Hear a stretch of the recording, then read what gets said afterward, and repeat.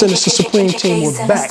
It's been a minute since we last posted, but as you see in front of us, this is the reason why. I've got wires all over the place. The Talon GT Rebel is about 99% done and almost ready for its maiden voyage. This airframe, this build has totally consumed us, and that's why we haven't been posting, because we've been focusing our energy on putting this together.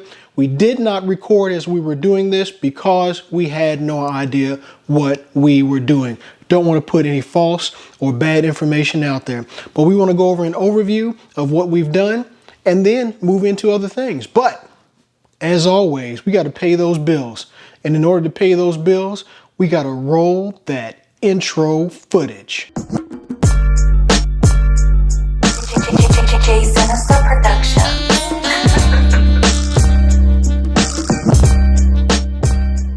Welcome back, YouTube fam. For our current subscribers, yo, big ups and peace to you for subscribing to our channel. For those that are on the fence and are considering subscribing to J Sinister Productions, hey, go ahead and hit that subscribe, check that box, leave a like, hit that notification bell. We upload things that everyone will like, and we are sure that if you subscribe to this channel, you'll enjoy what we upload. We have plenty of videos out there for you to check, so check out our playlist, check out our previous uploads, and stick around to the end of this video. We have a small announcement to make considering a giveaway that we've been running, and it's almost over. But let's jump back into this Talon GT Rebel.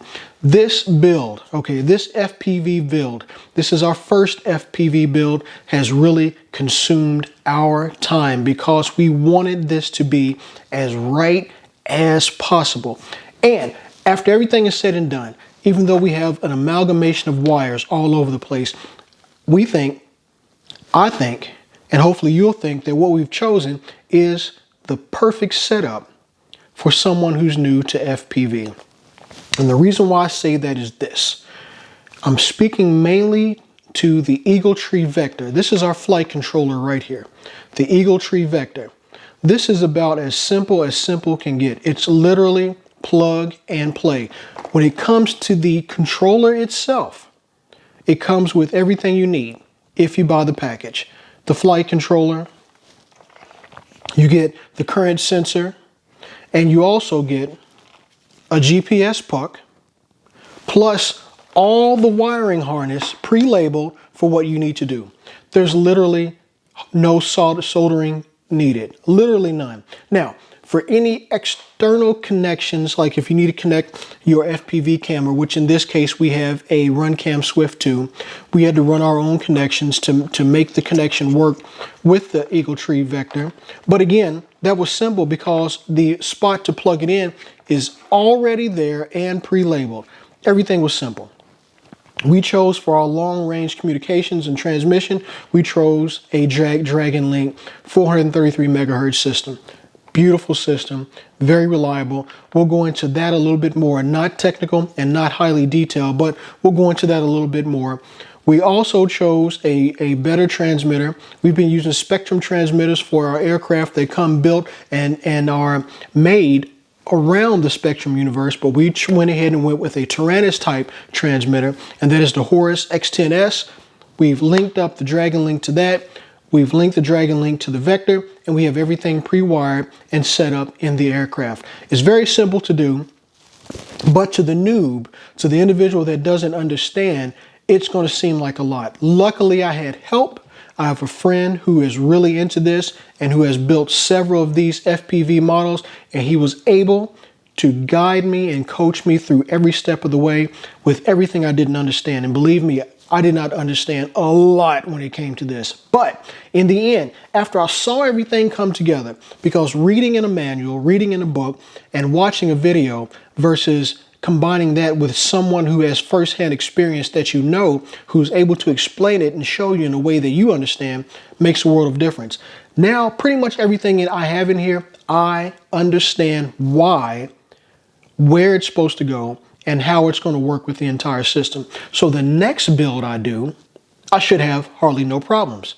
Now, there's a caveat to this I want to put out there right now concerning the Eagle Tree Vector. Let me overlay a screenshot right now. As you can see from the screenshot, EagleTree Systems is going out of business in a very short amount of time, which means if no one picks up the Vector, possibly rebrands it, and keeps it going, these super easy, super complete flight controller systems will cease to exist. And the few that are out there in the wild, the price may go sky high and they may be hard to find. The software that comes with it probably won't receive any more updates. So I praise the EagleTree Vector, but I'm also letting you know it won't be around much longer. Maybe it will. Someone hopefully will pay. If they're listening, if anybody from EagleTree Systems or anyone that knows EagleTree Systems and you're watching this video, let them know that, you know, there's a lot of people who really like this Vector for its simplicity and ease of install. Someone needs to pick this up and keep it going. For real. There's others out there, and I've already selected a system that I may move to in a second build that I have. I have the airframe. I haven't started yet. That's going to be my winter project. But I have a flight controller in mind for my second system. But if this was still around, the Vector, it's my go-to. Most definite. And let me just give a shout out to Thrill Hill Airlines. This cat has walked me through this install and showed me what to do, how to do, and why he did it. And I adopted a lot of his best practices. I benchmarked a lot of the things he did because it made sense to me, and everything came together with his help like a breeze. So, as you can see, I got a bunch of wires. Why do you have all the wires hanging out, you might ask? Well, I set it up, hooked it up with all the wiring outside of the aircraft because if there's anything I did wrong, it would be easier than digging down in here because there's not a lot of space. Remember on my previous video, I kind of showed you the interior of this aircraft. There's not a lot of space. So run your wiring outside until you get everything dialed in, bench tested, okay, bench tested and dialed in to your satisfaction and everything works. Then you work on installing all the wiring inside of the aircraft. And speaking of that, I'm going to show you right now through the magic and miracle of my magic camera lens. I'm going to show you how I turn this amalgamation, this spaghetti of wires into a nice, neat package. And that's simple. Everybody has one of these. So I'm going to teach you how to do this. It's really easy. You take any camera lens of your choosing, okay? You have the name, the outside on the outside. You just turn it around. And then simply by moving your lens, camera lens cover over your camera lens, I'm going to show you with a few simple words how to transform this, boom, baby, into this.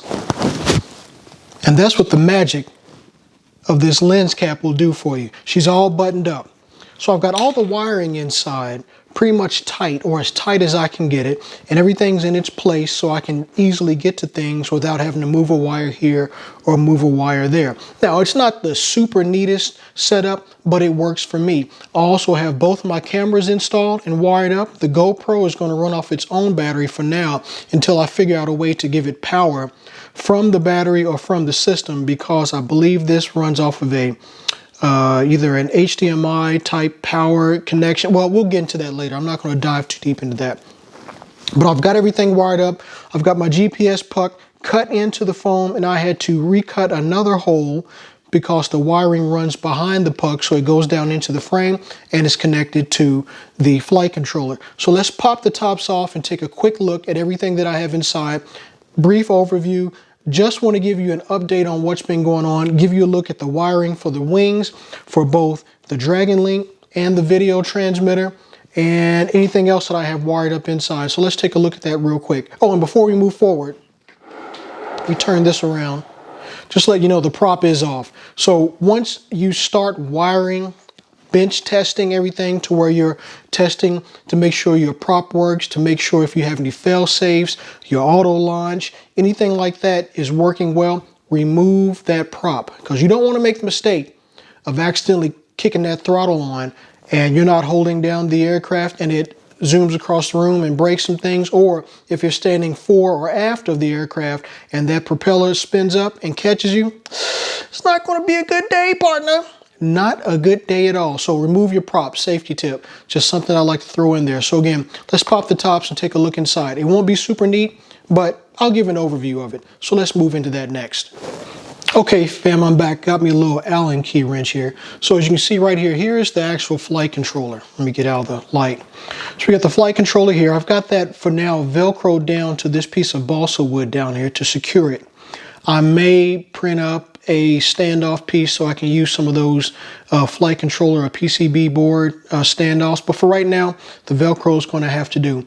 And I've got everything wired in. So we got the throttle, the rudder, the aileron, the elevator all on one side. GPS is plugged into the bus over here. And I'm sorry I'm getting out of focus. So let me get my hand out of there and so you can see a little bit better. But I've got the wiring ran to the best of my ability to get it where I need to be. And I don't have it too tight or locked down because if I need to do maintenance, remove a wire, replace a wire, I don't have to do a bunch of cutting of, say, zip ties or something like that to get to a wire. I still got enough slack, as you can see. I got plenty of slack in all these wires to get to where I need to go. This right here is the DragonLink receiver. So that DragonLink receiver is bound to my Horus X10S, and that is plugged into the Vector so that the Vector receives the signals from my transmitter, and then it translates those signals to the various control surfaces to make the aircraft do what we need it to do. So all that's wired in. I can't do a video on that because I'm not an expert to do a video to show you how to do it. But there's plenty of videos out there, and the user manuals for both the Vector and the DragonLink are very, very precise and well written. Again, remember, the Eagle Tree Systems, the Vector by Eagle Tree Systems, they are going out of business. So these items, so the GPS, the actual Vector, and the PSU right here, the current sensor, you may not be able to find those soon. But they're still on the market, and again, I recommend those items if you can get a hold of them. So I've got all the wiring tucked in.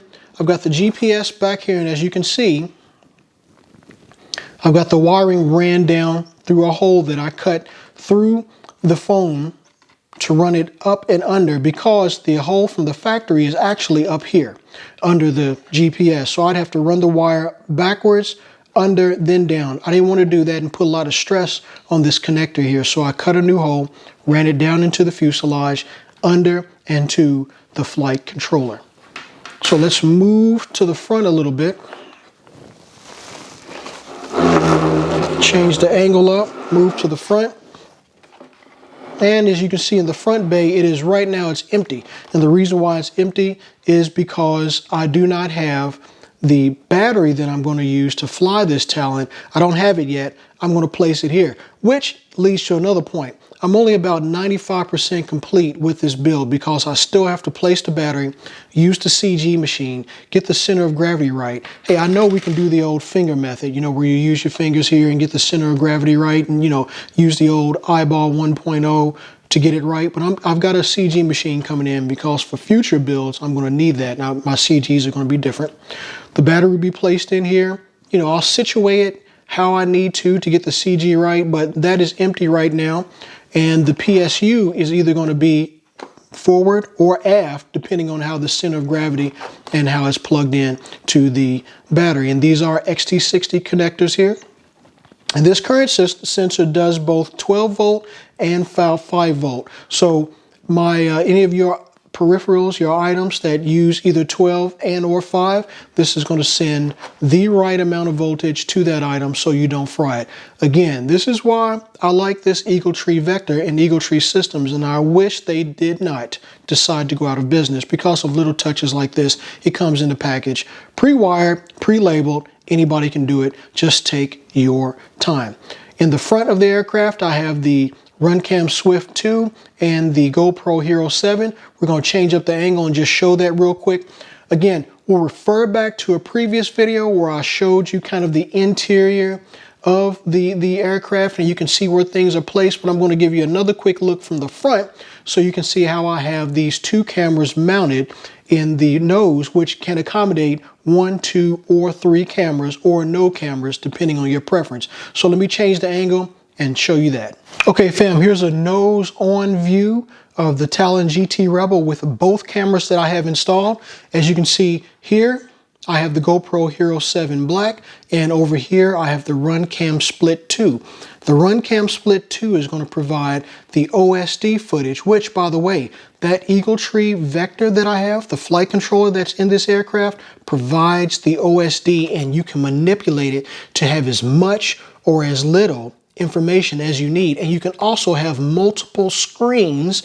So maybe, let's say for instance on takeoff, you want to have a blank screen. So if you're using FPV goggles or your ground station, which I've done something on with that, you want to have a clear view of everything, you can have one screen with nothing on it. Then once you get airborne, you can switch your screen to an F-16 HUD style layout.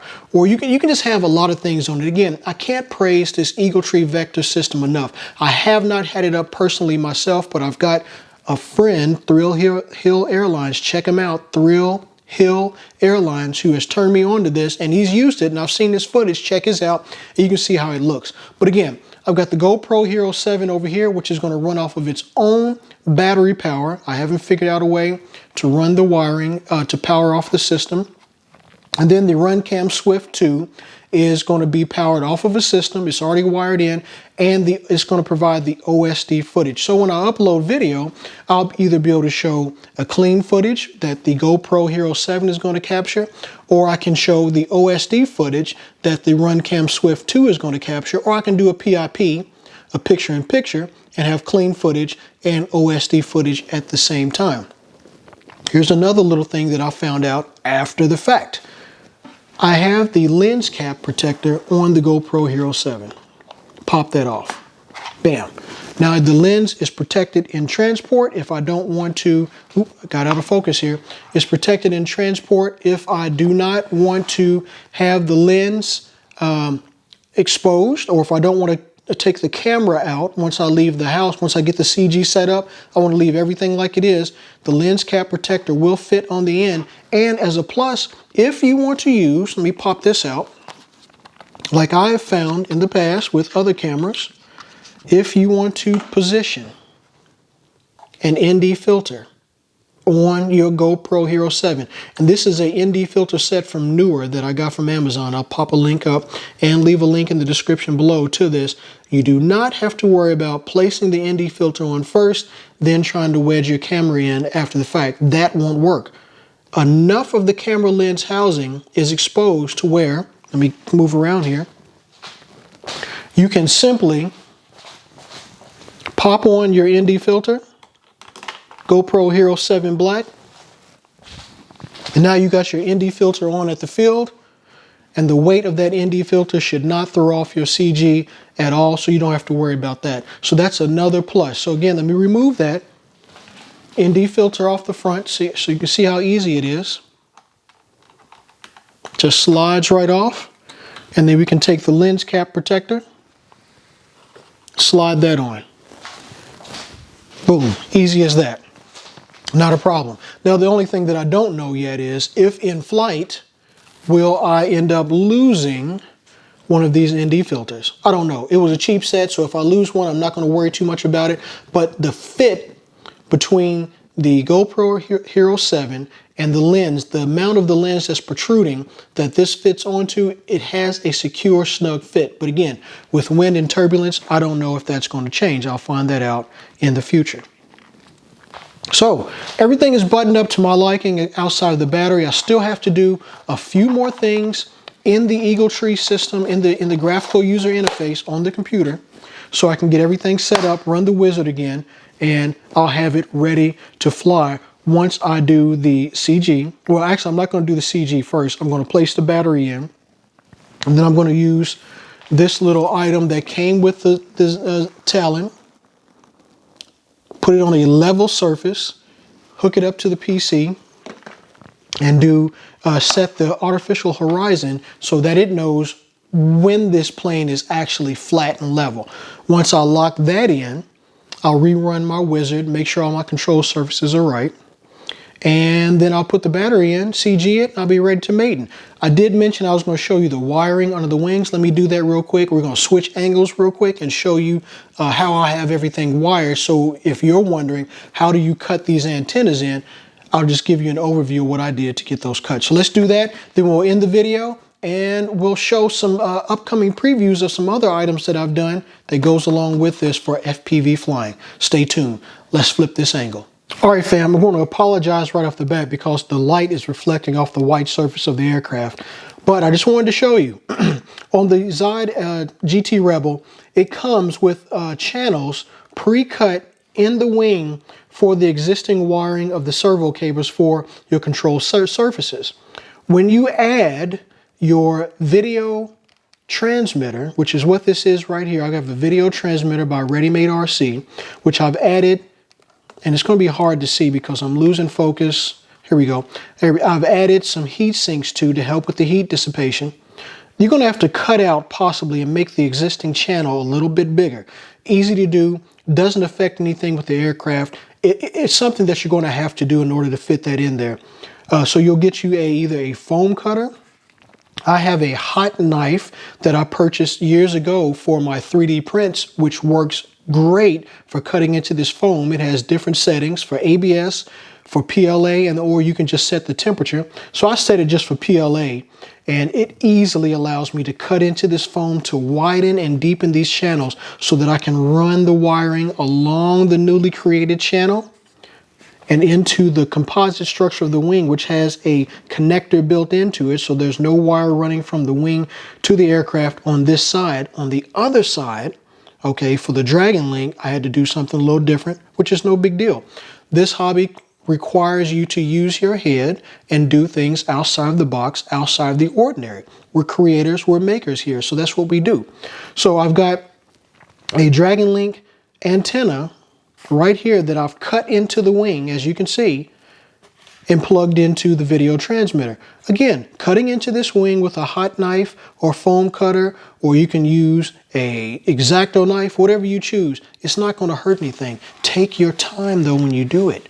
All right, take your time. I've covered up all my channels with some Blenderm tape. A lot of people use this tape. So some people use laminate. Some people also use a clear shipping tape. It's your choice. I just chose Blenderm because it was recommended on some forums that I read, and I liked the way it turned out. And it's kind of, you know, you really can't see it's there until you get right up on it. And its adhesive factor right now to me is pretty spot on. So let's look at the other side, which is almost a mirror image of what we previously looked to. The only difference is right here, I've got the DragonLink antenna, where the bottom half of the antenna, which is the portion that's very flexible, I added some shrink wrap tubing to it to give it a little bit more stability, but still allow it to flex. So when you land, remember, no landing gear, you want this to be able to bend backwards with your land. You know, when you hit the ground, you don't want it to be stiff.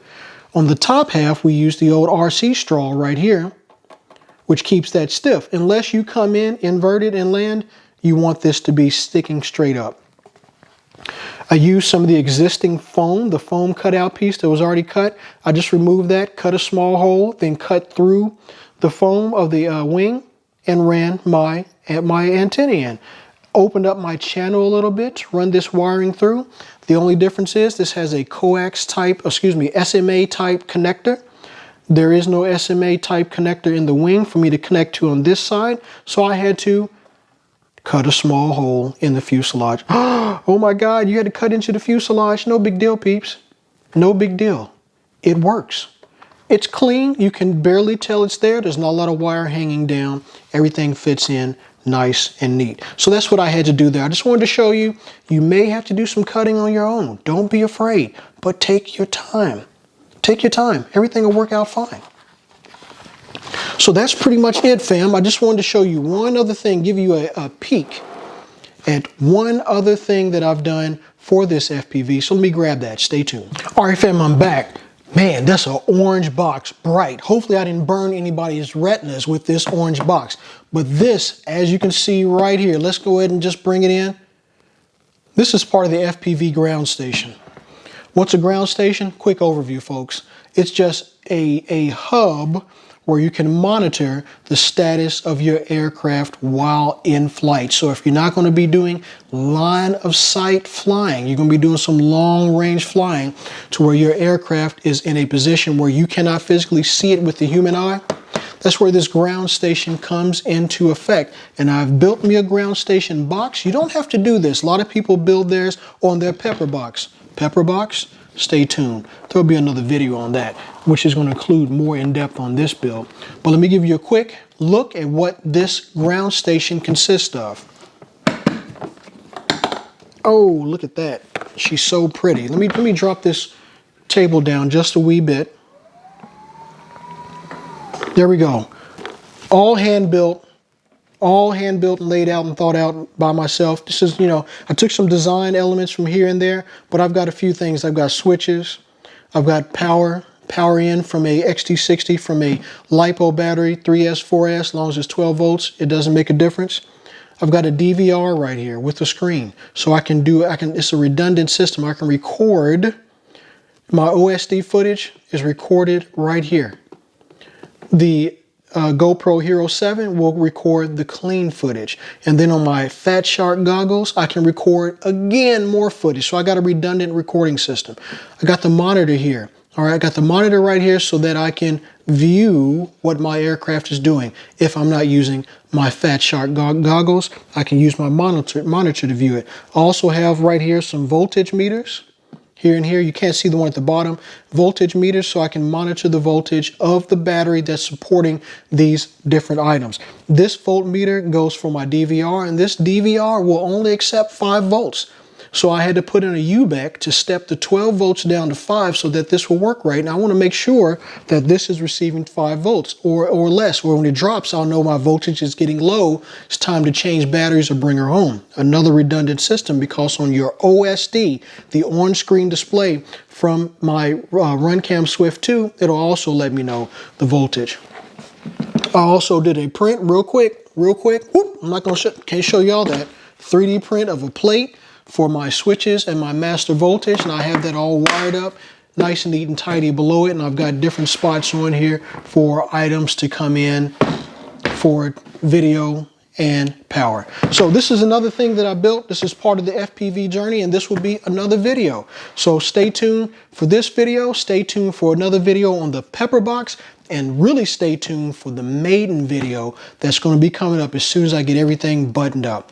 Fam, thanks a lot. Again, apologies for not posting sooner, but this whole build, I've been building all this from scratch, the Pepper Box, the FPV box, the ZOHD Talon GT Rebel, all that I've been building, learning, teaching myself since the last time I posted, and it's come to a culmination. I'm almost there, almost ready to put it up so I can bring you some more flight footage. Oh, and by the way, today's date is the 21st of September, 2020. We have only a little bit over a week left, and this is the announcement I talked about at the beginning. We're doing a giveaway. Check the video that I'm going to put a card up for now for the CommliteCom Robust Shopping Bag. I said once this channel hits 100 subscribers, we're going to do a free giveaway to the Sinister Supreme team. If you want to win, I'm going to go over the rules really quick. It's simple. Number 1, subscribe to my channel.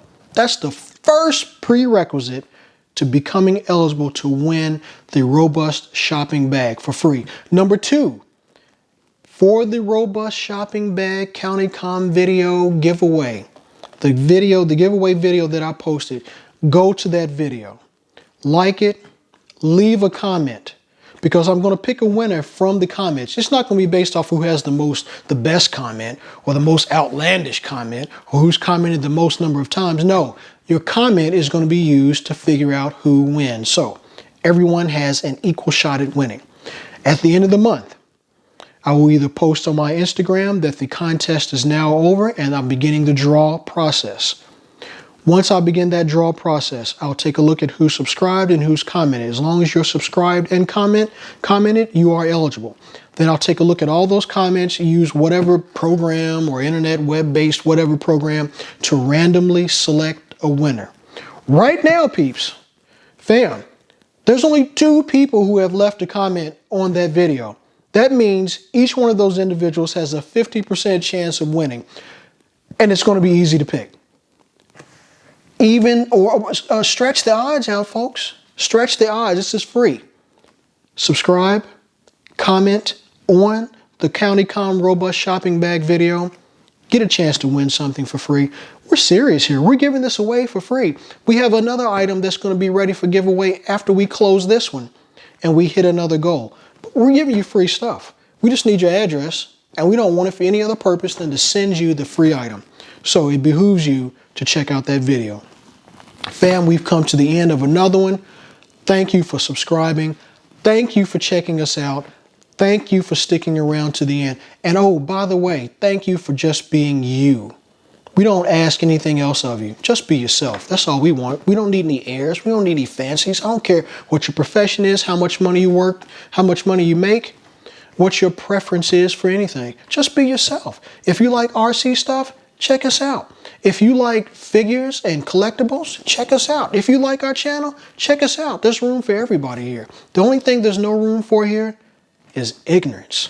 And ignorance comes in all shapes, sizes, and colors. And that's the only prejudice we have here is towards ignorance. So, again, thanks a lot, fam. And we've come to the end. And as always, I am Jay of Jay Sinister Productions, exiting stage left. God damn, that boy can sing. You must be crazy. He good. You must be crazy.